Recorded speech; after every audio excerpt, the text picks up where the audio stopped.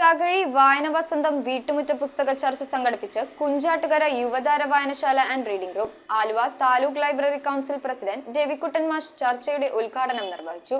വിവിധ മേഖലകളിൽ മികവ് തെളിയിച്ച വ്യക്തിത്വങ്ങളെയും ചടങ്ങിൽ ആദരിച്ചു. Kunjattukara Yuvathara Vayanashala and reading room നടത്തിയ തകഴി വായന വസന്തം വീട്ടുമുറ്റ പുസ്തക ചർച്ച Aluva taluk library council president Ravikuttan മാഷ് നിർവഹിച്ചു. ചടങ്ങിൽ നാടക മത്സരത്തിൽ മികച്ച നടിയായി തിരഞ്ഞെടുത്ത സുനിത ജോയിയെയും സംസ്ഥാന തൈക്കോണ്ട മത്സരത്തിൽ ഗോൾഡ് മെഡൽ ജേതാവായ ഫിദ ഫാത്തിമയെയും ആദരിച്ചു. എടത്തല ഗ്രാമപഞ്ചായത്ത് ക്ഷേമകാര്യ standing committee chairman Sumayya Sathar, മുൻ സംഗീത നാടക academy vice chairman Xavier Pulppattu എന്നിവർ ചേർന്നാണ് ആദരിച്ചത്. യുവതാര ലൈബ്രറി പ്രസിഡന്റ് പി മോഹനന്റെ അധ്യക്ഷതയിൽ ഡോക്ടർ രമാകുമാരി മുഖ്യപ്രഭാഷണം നടത്തി. സചേതന ലൈബ്രറി പ്രസിഡന്റ് ദാസൻ മാഷ്, secretary Raju P, Sachethana library വനിതാവേദി കൺവീനർ അമ്പിളിദാസ് എന്നിവർ സംസാരിച്ചു. News bureau, Aluva.